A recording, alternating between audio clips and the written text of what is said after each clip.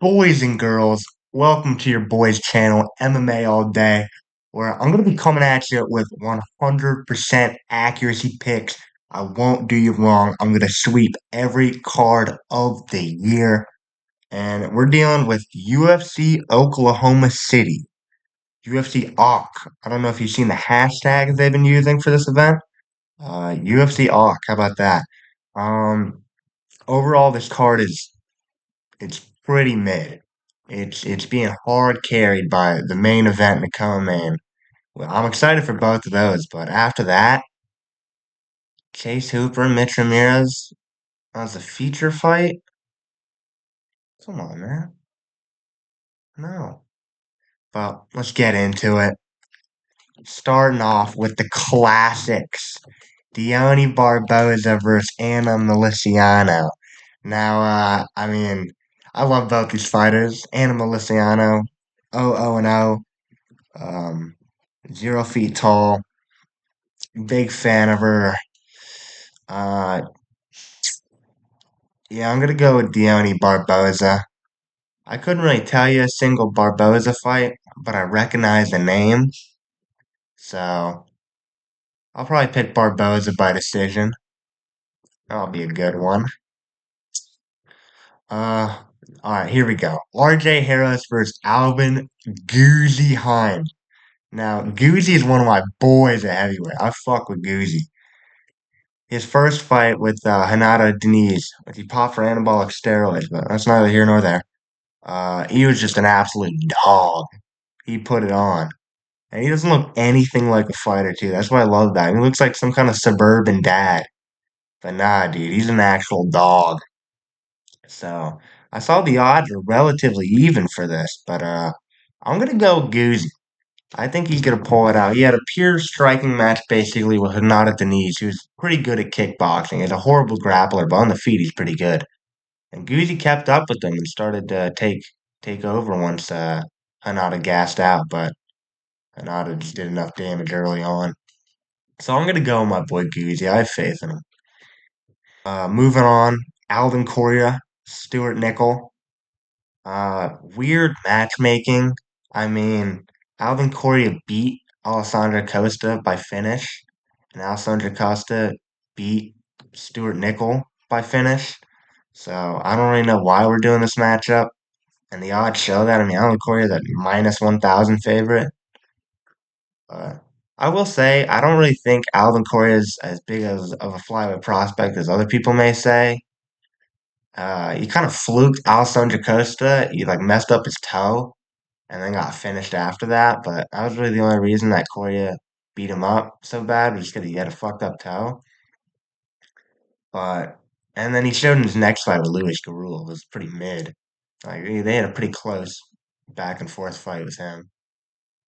But I'm still gonna definitely pick him over Stuart Nickel. I mean, this guy has no threat in the octagon. There's nothing he could do to harm his opponent. He's got weak sauce takedowns. He's got pillow hands. I mean, for some reason, he did like weirdly good against Costa, but I think that was just Costa being like weirdly patient in the first round, and then he turned it up and finished him in the second. But he has not looked good in his career. He got guillotined by Jesus Aguilar in 2.5 minutes. That's not a good look. So I'm definitely gonna pick Alvin Correa. He'll probably get. I'll pick him by round two KO. Because to be fair, Stuart Nickel is pretty tough. He's got the ability to hang in there. Moving on now. Levi Rodriguez Jr. versus Felipe Franco. Uh Felipe Franco's only fight in the UFC. Fought short notice against Mario Pinto. In an extremely boring fight. And I mean, he made Mario Pinto not look good, but I think that was just more Mario Pinto not really being a good fighter. Both these guys fought the same dude on the Contender Series, Freddie Vidal, and Felipe Franco got choked out by him, while Levi Rodriguez beat him. No, I think he popped for something, so it's now no contest, but he's still in the UFC for some reason. But I know MMA math doesn't always work like that. One guy beat the guy while the other guy lost to him, so it'll work out the same.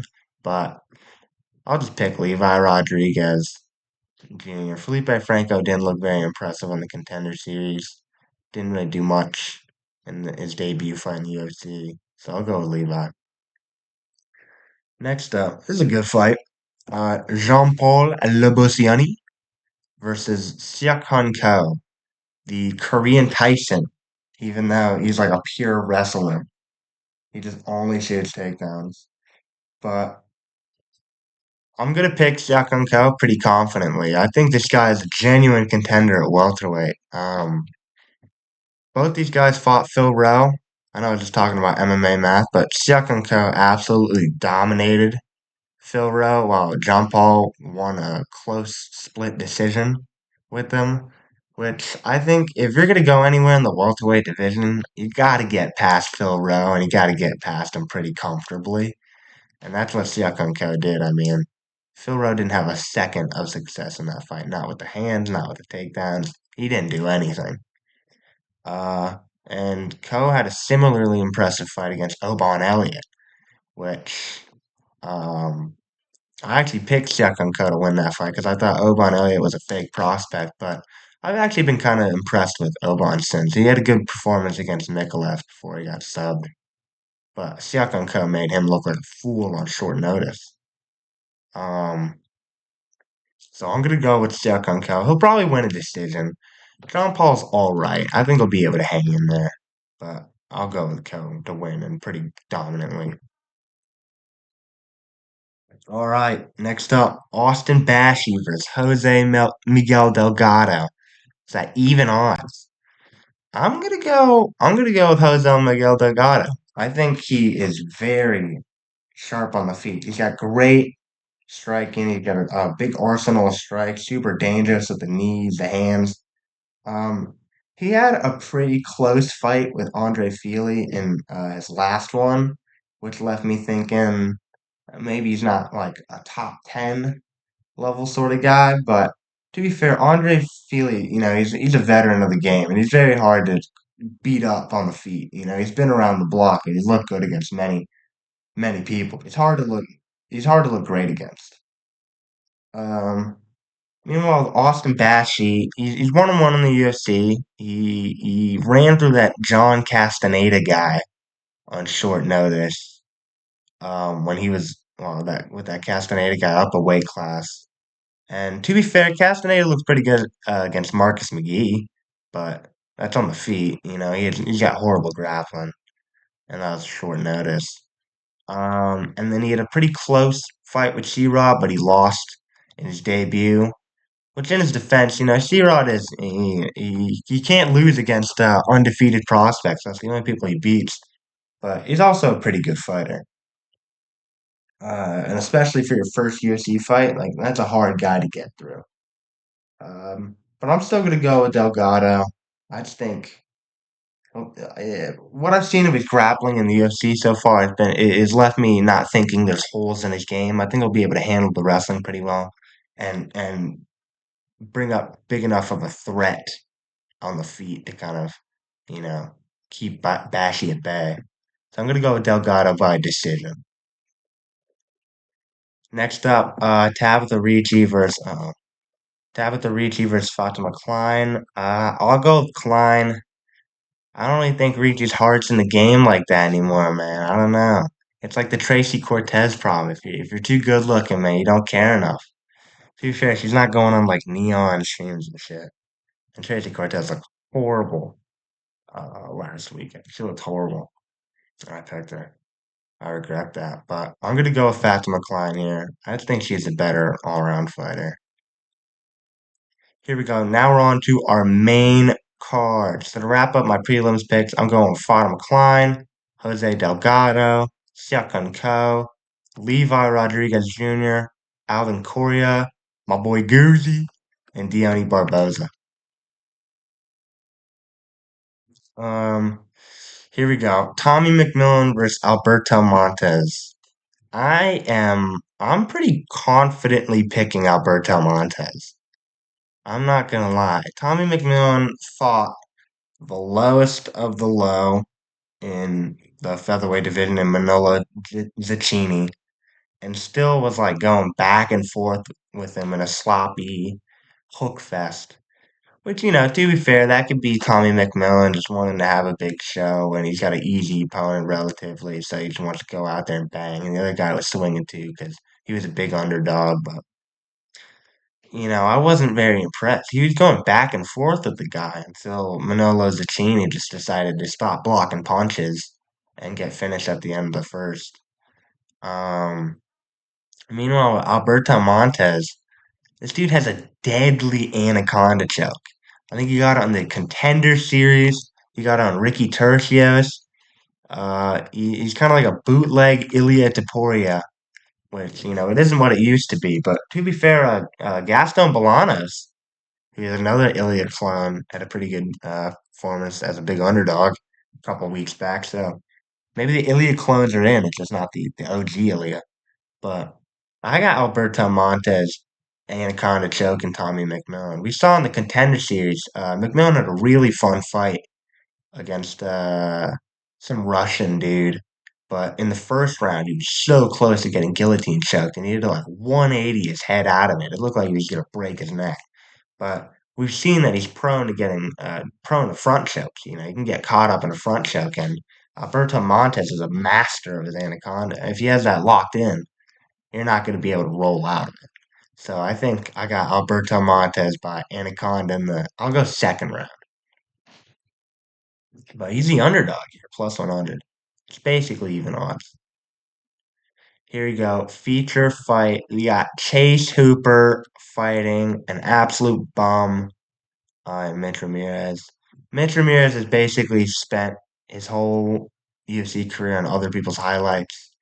He got knocked out by Mike Davis. He got knocked out bad by Carlos Prades. Uh, there's someone else. Yeah, you got leg kick TKO'd by Tiago Moises. So yeah, I'm pretty sure he's 0-3 in the UFC. Last fight in his contract, and he's gonna cut him after this. And they gave Chase Hooper the absolute lowest of the low in the lightweight division. There's like 90 fighters in the lightweight division, and we gave Chase Hooper like one of the five worst in Mitch Ramirez. But to be fair, isn't a two-fight losing streak. He was given a layup in Alexander Hernandez, and he got knocked out there. And then he was given an even bigger layup in Lance Gibson Jr., the guy who did absolutely nothing against Bobby Green for 15 minutes. But I guess hindsight 2020, maybe it's good to go 15 minutes with Bobby Green, but he literally didn't try for anything. And finished Chase Hooper in the first round. He knocked him out with an elbow. But I definitely think Chase Hooper will win this one. Um, Even those guys, you know what, they're sort of good. They're top 50 sort of fighters. They're not horrible. I think Mitch Ramirez, he'll wrap him up in like a pretzel and submit him in the first or the second. No doubt. Here we go. Co-main event. Jared Cannonier versus Tristan Leroy Duncan. Call me crazy. I'm going with Cannonier. I do not understand these odds. Plus 270 for Jared Cannonier compared to minus 340 for CLD. I don't like the only reason the odds are like that is because Jared Cannonier is old. He's 42, but he doesn't look 42 yet. He's yet to look washed in a match. And I know it's going to come sooner or later, probably sooner, but we've yet to still see that performance. And until I see him fully fall off a cliff or have a performance where he looks old, I'll fade him. But his last fight was he beat the shit out of Marvin Vettori a couple years back. He beat RoboCop, who 30-27 Christian Leroy Duncan. I know there's some grappling involved with that, but RoboCop's a serious striker with a lot of power, and Cannonier was able to get out of he was able to weather the storm and then beat up on RoboCop after that. He's losing to MVP in a 29-28, won the third round with the wrestling. And now he's just fucking MVP. punching him a little bit and then tripping him and pushing him over and then doing a taunt. Don't get me started on fucking Michael Venom Page. I hope the UFC cuts him.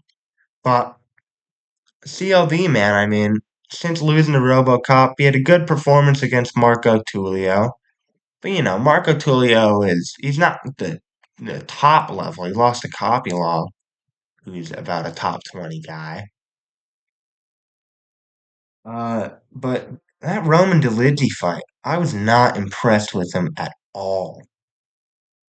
He went to a 29-28, which honestly, I thought Roman Dolidze won that on first viewing. I thought he won the first and the third on grappling. And in the first round, which the judges didn't give to him, he hurt CLD bad with a spinning back fist.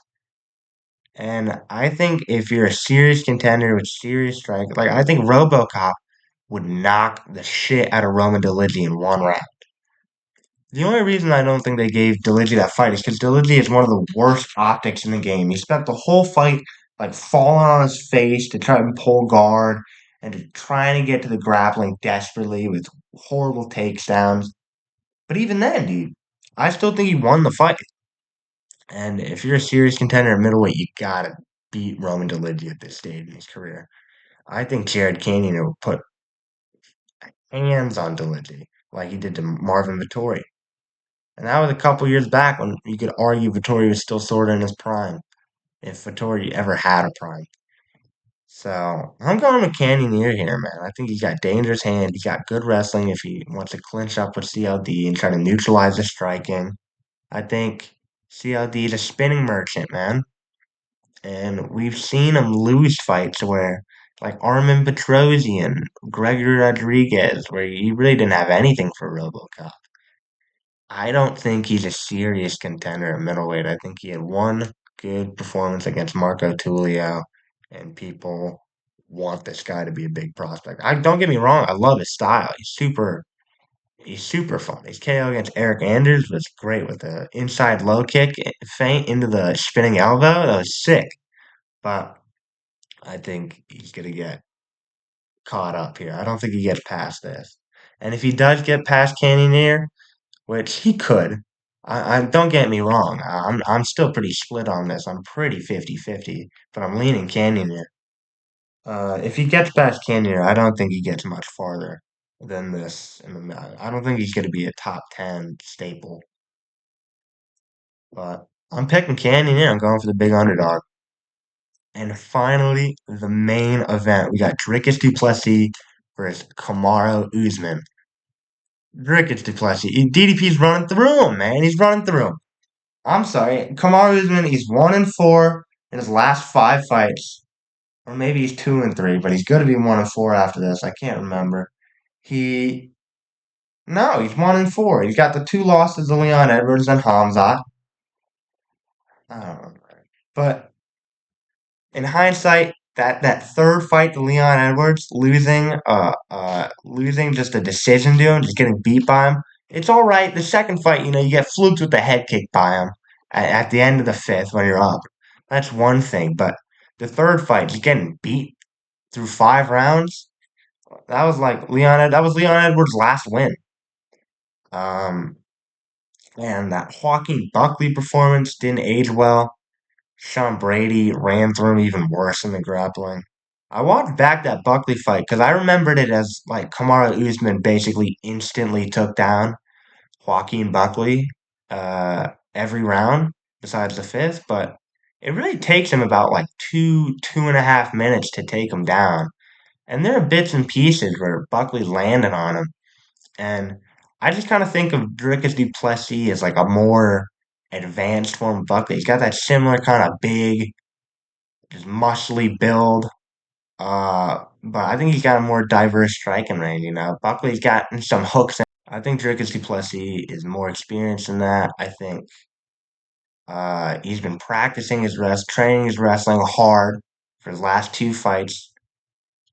He's dealt with the boogeyman of wrestling with Hamzat Chimaev, and that was Hamzat laying in one crucifix position where Dricus really couldn't do anything. I don't think Kamaru Usman is going to be able to do that on him. Then that Buckley fight, by the fifth round, Buckley had him figured out. And it's not even like they were It's not even like Kamaru was more tired than Buckley. They both were pretty well conditioned for the fifth round. It just Buckley had figured out the takedowns. He was able to stop him and throw strikes at Usman. Um, and that's just one win in recent time. Dricus Du Plessis, he's gonna bring out that goofy man striking, and I believe. I got him by a late round TKO. I think fourth round KO will probably be it. After Usman sustained some damage when his takedowns are stuffed, because he really didn't do anything on the feet against Buckley, and there was plenty of time on the feet. So I think I will say DDP does have not the best stance for takedown defense. He's sort of square and he's got that high guard, but I just think he'll be able to stop Usman, and I don't think he'll be even very competitive. Kamaru Usman's moving up the middleweight. So, Buckley was a relatively small, even though he was formerly middleweight, he's not that big of a welterweight. Uh, he was, just a bit smaller than Usman. DDP's going to be the taller man. He's going to be the thicker man. Um, and I think, when he was wrestling Hamzat Chimaev, now Hamzat's like moving up to light heavyweight. He can't even deal with the middleweight weight cut anymore. And now, he's fighting a guy moving up from welterweight. So I'm pretty confident in DDP here. I think he'll come through. But there you go. That's all my picks for UFC Oklahoma City. Thank you for watching. Leave a comment below. What do you think? Who do you think will win between DDP and Usman? I'll see you later.